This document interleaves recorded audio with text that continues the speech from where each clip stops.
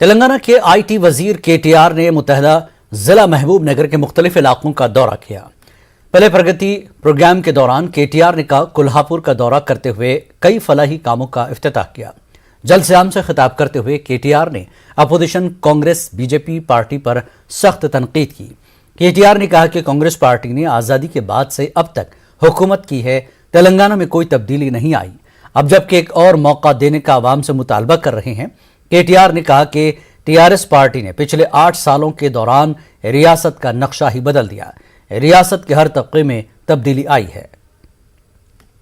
బ్రహ్మాండంగా సింగోటం నుంచి గోపాల్ దిన్నె రిజర్వాయర్ కి తీసుకొని పోయే 150 కోట్ల లింక్ గాని, అదే మాదిరిగా కొల్లాపూర్ మున్సిపాలిటీలో 10.5 కోట్ల రూపాయలతో అభివృద్ధి కార్యక్రమాలు గాని, ఈ రకంగా ఒకే ఒక్క రోజులో 170 కోట్ల రూపాయలతో బ్రహ్మాండంగా అభివృద్ధి కార్యక్రమాలకి శంకుస్థాపన ప్రారంభోత్సవాలు ఈ ఒకే ఒక్క రోజు చేసుకున్నాం। ఒక పార్టీ ఉన్నది, కాంగ్రెస్ పార్టీ। ఆ కాంగ్రెస్ పార్టీ అధినాయకుడు రాహుల్ గాంధీ గారు మన వరంగల్కి వచ్చినారు। వచ్చి ఆయన ఏమంటాడు, మాకు ఒక్క ఛాన్స్ ఇవ్వండి, రైతుల బతుకులు మార్చేస్తా, తెలంగాణ రూపురేఖలు మార్చేస్తా అంటాడు। ఒక్క ఛాన్స్ ఇవ్వండి, ఒక్కటే ఒక్క ఛాన్స్ ఇవ్వండి అంటున్నాడు రాహుల్ గాంధీ। ఇక్కడ ఉండే కొల్లాపురంలో ఉండే మా అక్కలు, చెల్లెలు, అన్నలు, తమ్ముళ్ళు ఒక్కసారి ఆలోచన చేయండి। కాంగ్రెస్ పార్టీ ఒక్క ఛాన్స్ అడుగుతున్నది, మనం ఇయ్యలేదా ఛాన్సులు ఇదివరకు వాళ్ళకి? కాంగ్రెస్ పార్టీకి ఒకటి కాదు, తెలంగాణ ప్రజలు 10 ఛాన్సులు ఇచ్చినాం। 50 ఏళ్ల పాటు ఈ దేశం మీద, రాష్ట్రం మీద అధికారం వారికే కట్టబెట్టినాం। ఆనాడు జవహర్లాల్ నెహ్రూ గారు, ఈ రాహుల్ గాంధీ గారి ముత్తాత, ఆయన నుంచి మొదలు పెడితే వాళ్ళ నాయనమ్మ ఇందిరాగాంధీ, ఆయన తర్వాత, ఆమె తర్వాత వాళ్ళ నాయన రాజీవ్ గాంధీ, మొన్న సోనియా గాంధీ, ఈరోజు రాహుల్ గాంధీ దాకా 5 తరాలు 5 దశాబ్దాలు కాంగ్రెస్ పార్టీకి బంగారు పల్లెంలో పెట్టి మొత్తం అధికారాన్ని ఇచ్చింది తెలంగాణ। మళ్ళా ఆయన వచ్చి ఒక్క ఛాన్స్ ఇవ్వండి అని బతిలాడుతూ ఉన్నాడు। ఆనాడు సిలిండర్ ధర 400 రూపాయలు ఉండే, ఏది తెలంగాణ రాకముందు, మోడీ ప్రధానమంత్రి కాకముందు। ఎన్ని మాటలు అన్నాడు మోడీ గారు ఆనాడు?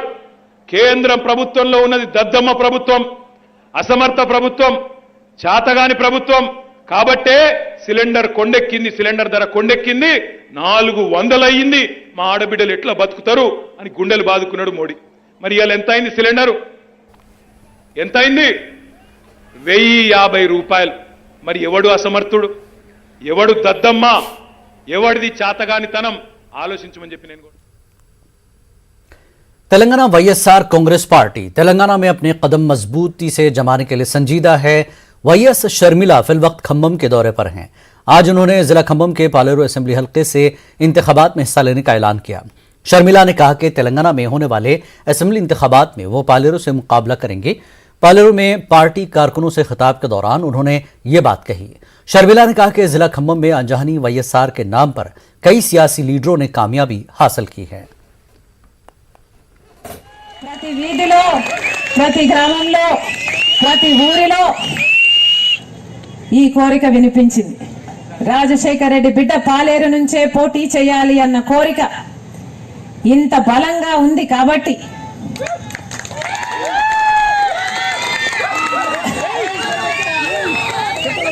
కనుక ఈ రోజు నుంచి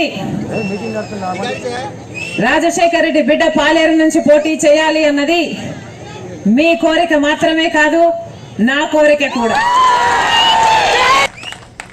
వైఎస్ఆర్ తెలంగాణ పార్టీ అధికారంలోకి వచ్చే మొదటి మెట్టు ఈ పాలేరు కావాలి।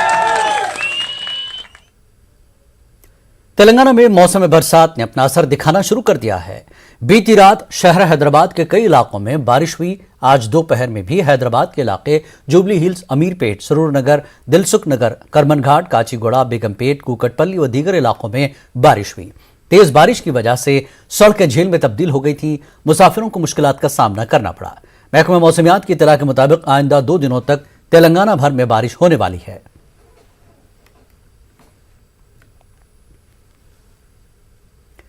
तेलंगाना में कोरोना वायरस के केसों में फिर से इजाफा हो रहा है। महकमे सेहत की रिपोर्ट के मुताबिक पिछले 24 घंटों के दौरान रियासत भर में 24,686 अफराद का कोरोना टेस्ट किया गया। जिसमें से 247 अफराद कोरोना से मुतासिर पाए गए। शहर हैदराबाद में कोरोना के सबसे ज्यादा 157 नए केस दर्ज हुए हैं। जिला रंगारेड्डी में 60, मेडचल मलकाजगिरी में 13 नए केस दर्ज हुए। उसी तरह रियासत भर में 1912 एक्टिव केसेस हैं।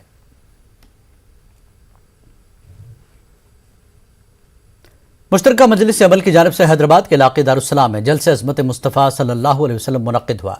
यह अजीम इज्तिमा इस बात को तस्लीम करता है कि हमारे नबी सल्लल्लाहु अलैहि वसल्लम इंसानियत में सबसे बेहतरीन, बुलंद व बाला और अजीम शख्सियत हैं।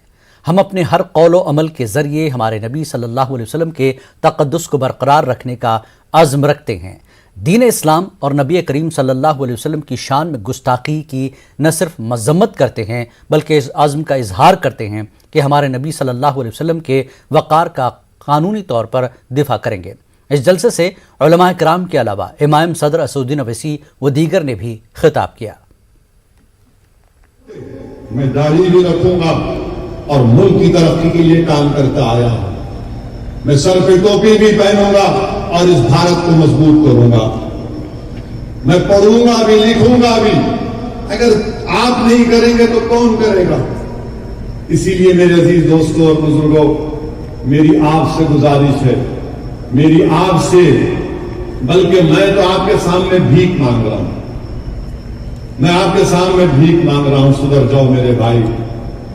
जिंदगी चंद दिन की है।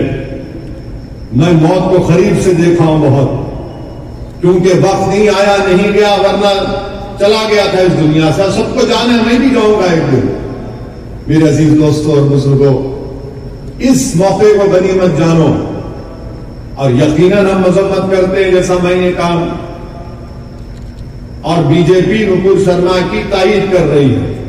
बीजेपी नुपुर शर्मा को बचा रही है।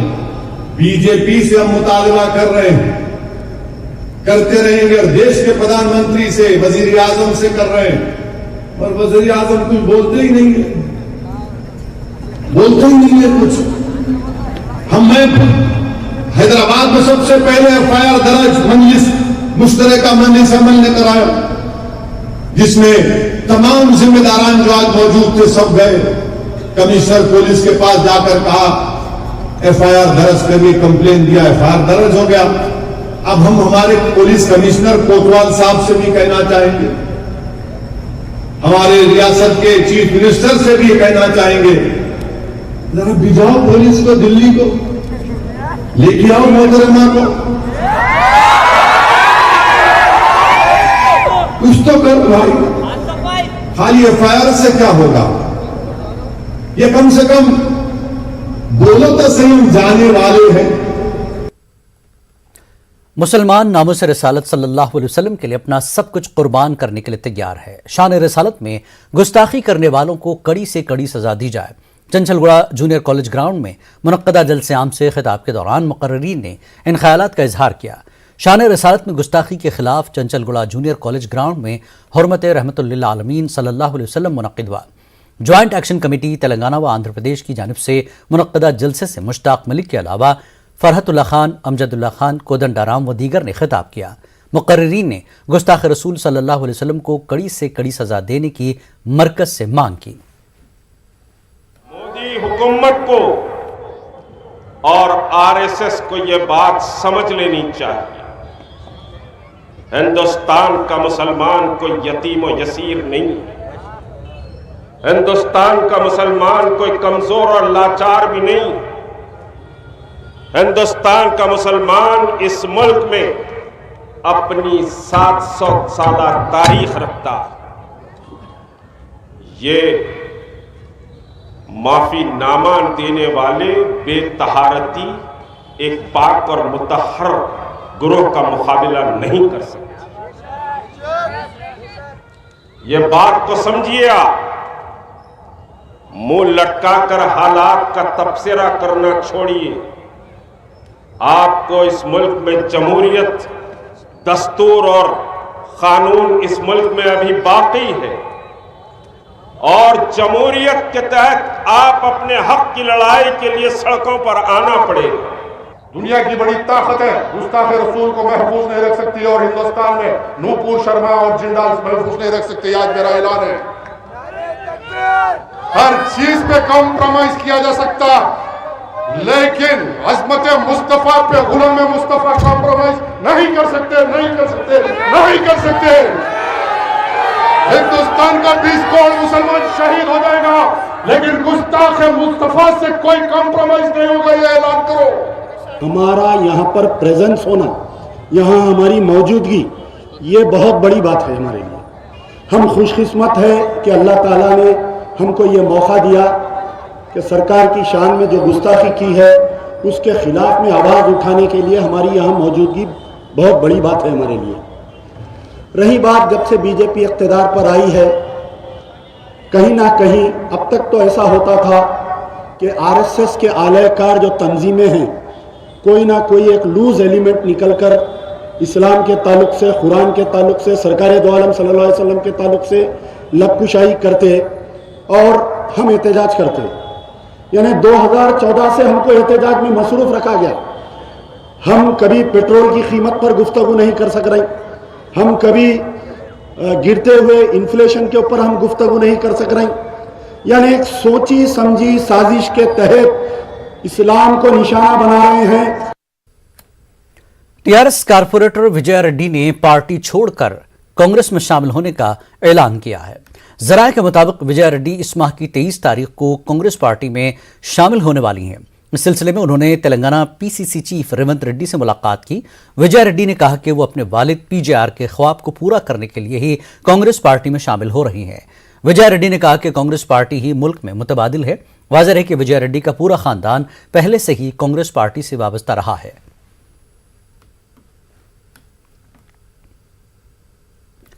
तेलंगाना कांग्रेस पार्टी के senior leader V Hanumantha Rao ने अग्निपथ स्कीम को वापस लेने का मुतालबा किया। उन्होंने फौज में भर्ती के लिए पुराने तरीक़ेकार को लागू करने का मुतालबा किया। साथ ही हनुमंत राव ने अग्निवीरों के लिए 10% तहफ़्फ़ुज़ात देने मरकज के ऐलान की भी मुखालफत की।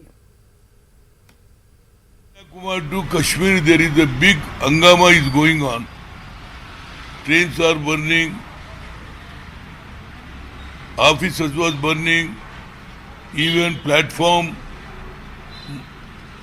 small shops also they burn. Still government of India, they are not thinking about their seriousness about Agnipath. Now they are saying only 10% we want to accommodate. What is the use of 10%? What will happen when 100 people were joined in the defense as a Sipahi, and you are making only 10% means 10 people. Remaining 90, what they can do? And again they want to creating a problem. And again there is a issue will continue. And everywhere, how many people you can put in a jail? Let them you can put a jail. But it is a burning problem of food. Their family affair. Previously it was a 15 to 20 years was their service was there. You are reducing for 4 years. It is a big hangama is going on. So my request, government think over, call all party, and tell you should take the opinion of all the party. Otherwise, if this Agnipath, everybody was opposing all political parties, including a common people also. So, central government should think over and they should solve this problem. One side is a burning, hard burning, you are saying 10% you want to take, where 10% will go? Remaining 90% people, where they go? After 4 years, what is their fate? The government can understand, and I have seen in Rajasthan, they don't want to. All the chief ministers of this country, everybody should oppose this thing. MIM सदर असदुद्दीन अवैसी झारखंड के दौरे पर हैं। Ranchi airport पर MIM कारकुनों ने असदुद्दीन अवैसी का इस्तकबाल किया। असद अवैसी इंतखाबी तशहीरी मुहिम में शिरकत के लिए झारखंड का दौरा कर रहे हैं। एयरपोर्ट के बाहर मीडिया से बात करते हुए उन्होंने कहा कि रांची में हुई हलाकत के लिए मोदी हुकूमत और मकामी हुकूमत जिम्मेदार है। अगर देश के प्रधानमंत्री पहले एक्शन ले लेते तो मुदस्सिर की जान नहीं जाती थी, मगर देश के प्रधानमंत्री को नुपुर शर्मा को बचाना था और नुपुर शर्मा को बचाते बचाते मुदस्सिर और साहिल की जान चली गई। देश के प्रधानमंत्री ने उन युवाओं की जिंदगी से एक मजाक किया है और आज आप देखते हैं कि जो पॉलिसी भाजपा ने बनाई है कि फौज में भर्ती के लिए, एयरफोर्स और नेवी में भर्ती के लिए देश के प्रधानमंत्री ने कहा कि 4 साल काम करो और 4 साल के बाद तुमको निकाल दिया जाएगा। 4 साल काम करो और 4 साल के काम करने के बाद तुमको हम चौकीदार की नौकरी दे देंगे। और 4 साल वो अपनी जान की कुर्बानी देने के लिए तैयार रहता है, या तो वो चीन और पाकिस्तान की फौजियों को मारता है या खुद मर जाता है। आज उन युवाओं को देश के प्रधानमंत्री भूल चुके हैं। भाजपा वालों, कहां गया तुम्हारी देशभक्ति? तुम्हारी देशभक्ति ये है कि तुम युवाओं को जो अपनी जिंदगी जोखिम में डालते हैं, खतरे में डालते हैं, देश के प्रधानमंत्री, क्या आपकी ये देशभक्ति है कि ये आपकी भारत मां से मोहब्बत है कि आप इन नौजवानों को जो अपनी जान देने के लिए तैयार रहते हैं, आप उनसे मजाक कर रहे हैं? इस बार फादर्स डे पर न्यूज 18 लाया है वालिद के लिए अपने जज्बात के इजहार का एक मौका। थैंक यू पापा। आइए देखते हैं कौन रहे इस मुकाबले को जीतने वाले।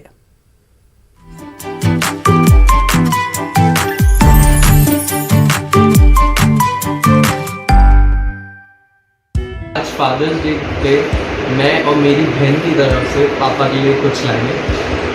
पिता रोटी है, कपड़ा है, मकान है, नंदे से परिंदे का बड़ा आसमान है। पिता रोटी है, कपड़ा है, मकान है, नंदे से परिंदे का बड़ा आसमान है। पिता है तो प्रतिपल राग है, पिता से माँ का सुहाग है। पिता है तो बच्चों के सारे सपने हैं, पिता है तो सारे बाजार के खिलौने हैं। Thank you. Happy father's day.